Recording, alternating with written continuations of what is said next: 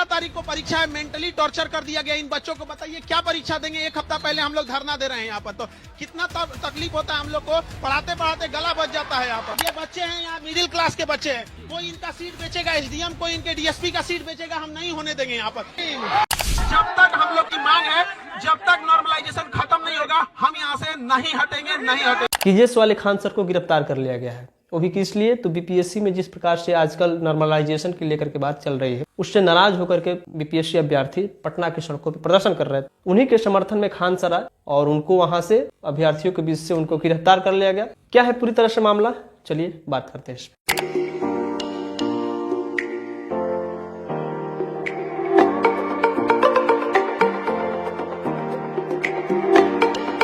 देखिए, पहले तो बीपीएससी में जीके जीएस में नॉर्मलाइजेशन, ये चीज समझ में नहीं आता है कि मतलब क्या मानसिकता है सरकार और बीपीएससी की मानसिकता क्या है। और ये आप भी और कोई भी एक नॉर्मल आदमी जिसकी मानसिक संतुलन थोड़ा सा अच्छा होगा तो समझ जाएगा कि बीपीएससी और सरकार की मानसिकता क्या है। मतलब जीके जीएस में नॉर्मलाइजेशन समझ ही नहीं आता है, मतलब क्या चाहती है सरकार। मैथ में समझ में आता है कि चलिए नॉर्मलाइजेशन उसमें होना चाहिए मैथ में, लेकिन बीपीएससी जो जीके जीएस तमाम इससे सवालात आते हैं उसमें मतलब समझ में नहीं आता है कि बीपीएससी की मानसिकता क्या है। पूरी तरह से क्लियर कर रही है बीपीएससी। जो मेरे सीट है वो तमाम इस देश के कहिए या इस बिहार के जो उद्योगपति हैं, बड़े बड़े अधिकारी हैं, बड़े बड़े नेता हैं, मंत्री हैं, उनके बच्चों को ये पूरी तरह से एक सीट बेचने का, एक हकमारी का, एक मतलब गरीब परिवार का हकमारी का ये प्रबंध कर दिया गया है। बड़े बड़े अधिकारियों को, बड़े बड़े जो नेता हैं उनके बच्चों को सीट बेचने का पूरी तरह से जो एक प्रबंध कर लिया गया है, स्पष्ट रूप से इनकी मानसिकता को समझ में आता है। और पटना के सड़कों पे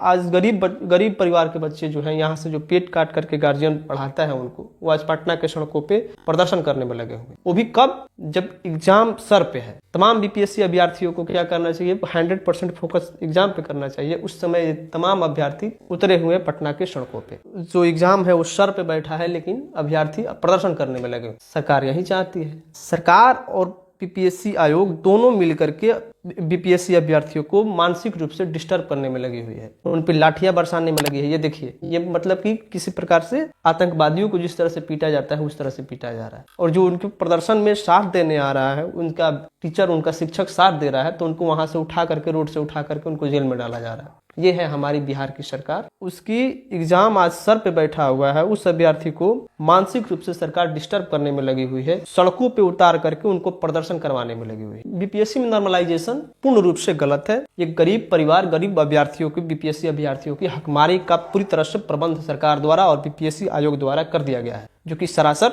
गलत है। ये नॉर्मलाइजेशन बीपीएससी में नहीं होना चाहिए।